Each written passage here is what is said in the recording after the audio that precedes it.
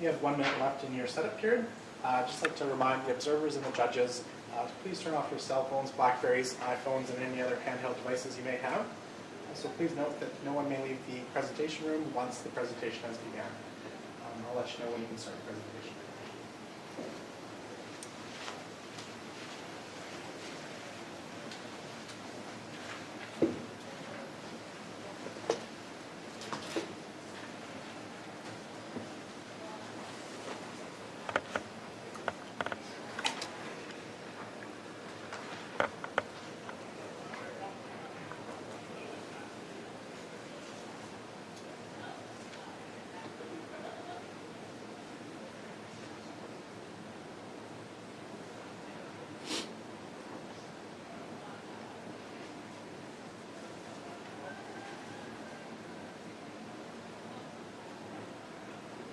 You may now begin your presentation.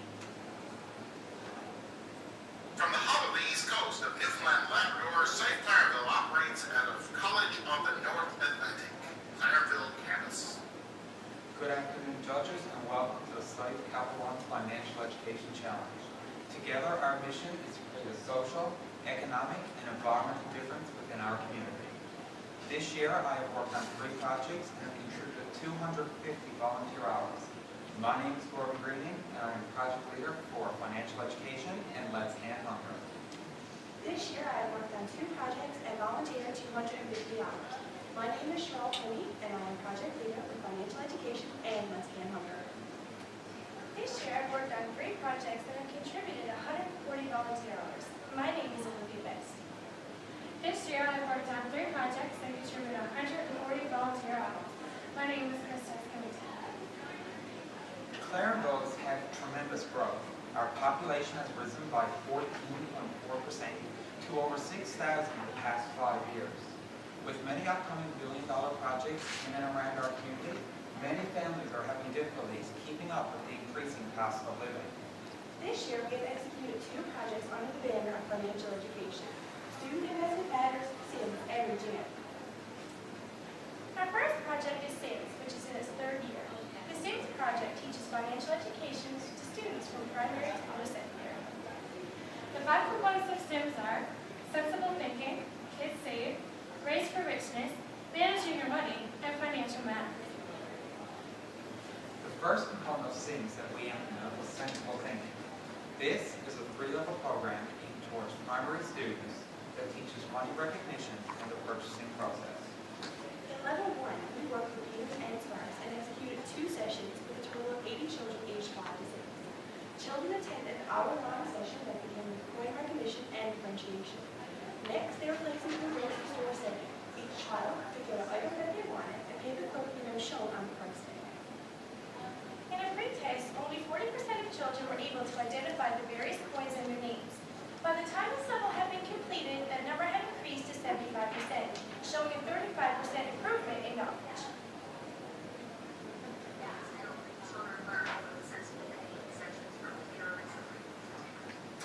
Well, I think it gives her more of a sense of, when she asks for something, mommy actually has to provide money for that. So it's not just, there's tons of it anymore. She didn't look at the money card before, she's about not getting the prize. I don't care how much it is. So I think she's a little more aware of that now. We combined levels 2 and 3 to execute 1 session of sensible thinking, with a total of 25 brownies aged 7 to 8. These students attended an hour-and-a-half long session in which they were taught the value of each coin, how to calculate the cost of an item, and determine the correct amount of change. In a pre-test, the children were given flashcards with a picture of an item and coins on it. They had to demonstrate their knowledge by being able to calculate the cost of the item. Overall, 8 could complete this. In the post-test, these children were put into a grocery store setting where one was a purchaser and one was a cashier to demonstrate what they had learned. Overall, 16 could complete this. This year we executed a new component of SIMS, Raise for Richness. This was in partnership with YouTube, a local youth group, and is currently in week 4 of 5 of the program. It was aimed at students aged 12 to 15. The focus of this project is to start and operate an environmentally friendly business. Week 1, marketing strategies. Students created a business name and created a green advertising campaign. Week 2, revenues and expenses. students calculate the cost of the product and determine desired profit. Week 3, product preparation. Students presented their eco-friendly business plan to our site team. We then provided each team with an initial investment up to $50 as startup capital. Week 4, execution of product. Students set up their business and sold their product or service. Week 5, evaluation. We will meet with each group to analyze their business outcomes. Raise for Richness currently has 6 participants and 3 youth-ran businesses. The outcomes from this project will be determined in its final week. This project applies business and economic concepts with an entrepreneurial and environmental approach. Hi, I'm Taylor. I'm the British Professionals program at Sife. This program is cognitive skills to successfully open my own business in the future. This year, Sife Clarenville was contacted by Ability Employment Corporation, a government-funded agency that helps young disadvantaged adults better their future. This gave us the opportunity to execute the SIMS component managing their money for the second year. The focus of this project is to teach young adults the importance of saving and spending their money, which will help them with their transition from life at home to life on their own. We had 6 participants take part. We executed a pretest to measure their understanding of budgeting, saving, and spending. As part of the presentation, we developed an interactive game based on the board game called Money Matters in Life. Students chose a career profile which outlined educational requirements and expected salary. They then had to estimate monthly payments. The wheel was spun, and based on the outcome displayed, students had to input the expenses in their career profile sheet. At the end of the game, students determined if their budgets were balanced. In a post-test, participants were given a 6-month budgeting template to track their personal budget. In the past 3 years, we have executed 3 components of SIMS. We will continue with these projects, and next year we will implement the 4th component. SIMS is improving quality of life and standard of living of students at all stages of their lives. This year, we partnered with Eastern Health, Newfoundland's largest health authority, to develop a new project called Reaching Out. This was the result of a needs assessment that identified negative economic factors of the upcoming major oil and gas projects on families in Clarenville.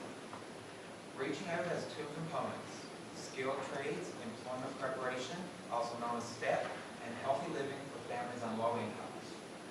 STEP stresses the importance of preparing skilled trade students for the workforce, and it identifies costs associated with substance abuse.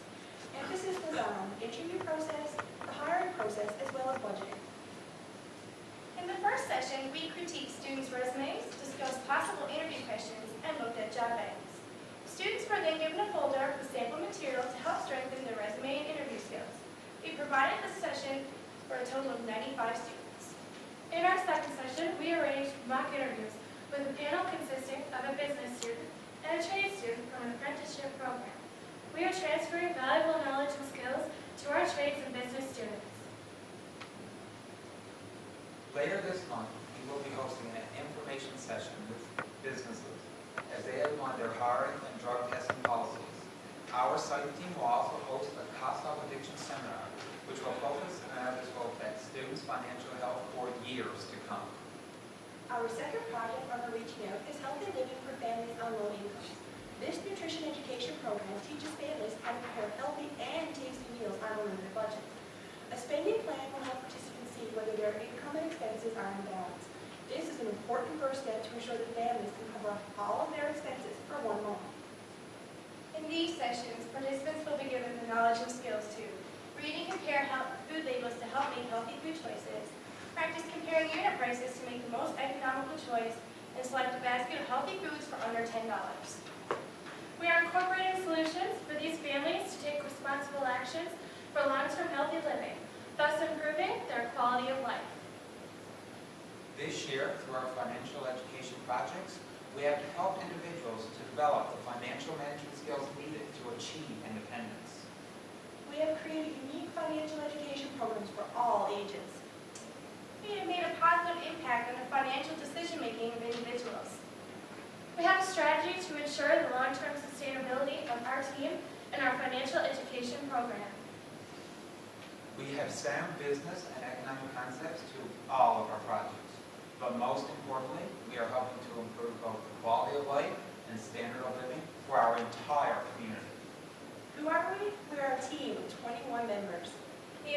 executed 33 projects and events. We have created 29 partnerships. We have volunteered over 2,100 hours. We are a small team achieving huge results. We are Sife Clarenville.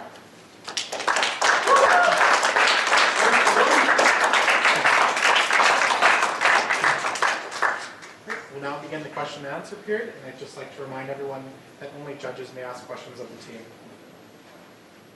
What do you keep the attention of 5 to 7-year-olds talking about running?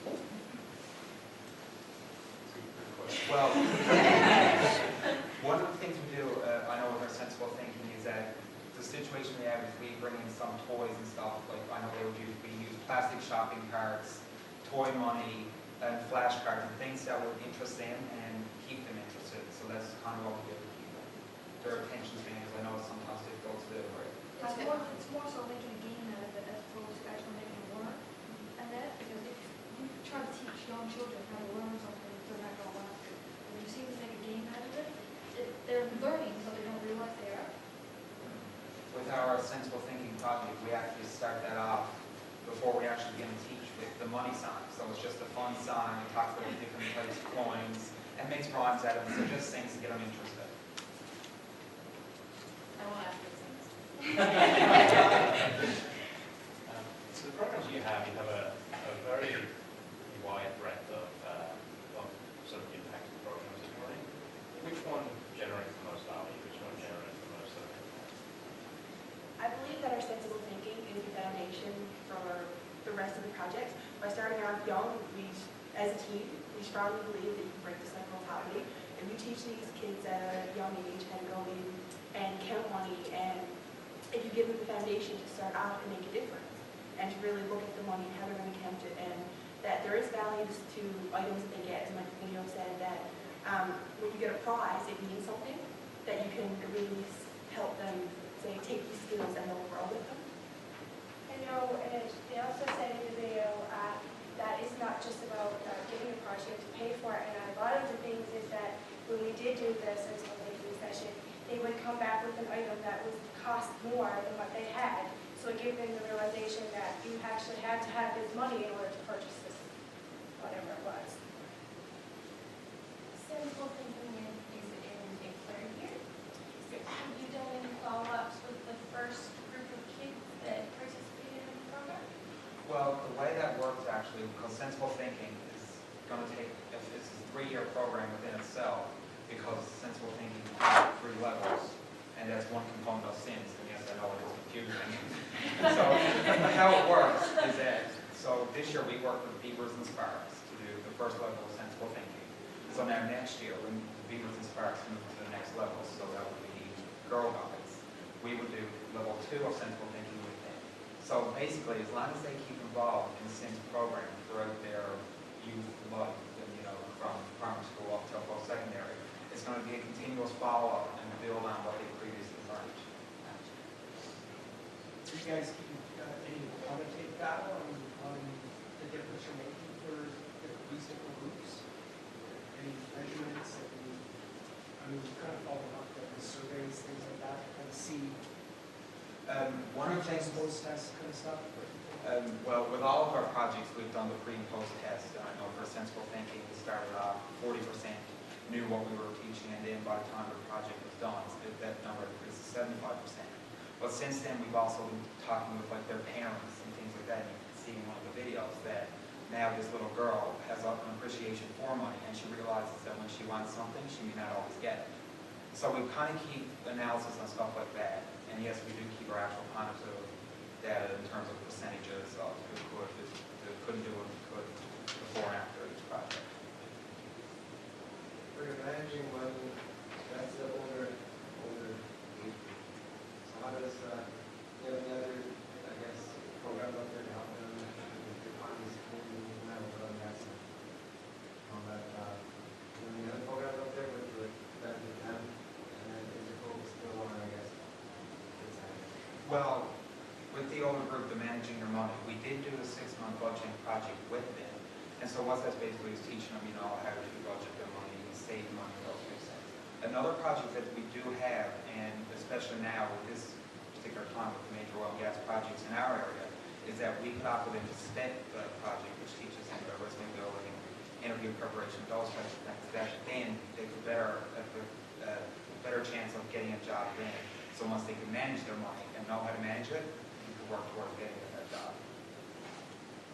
Also, our financial education program, there's 5 levels. The next level after the managing your money would be financial matters. That level is not developed yet, but it's in the making. We're working through the levels. We're starting out Kids Save next year, and then financial matters will be next on the list. And how do you plan on expanding or scaling this to a bigger operation?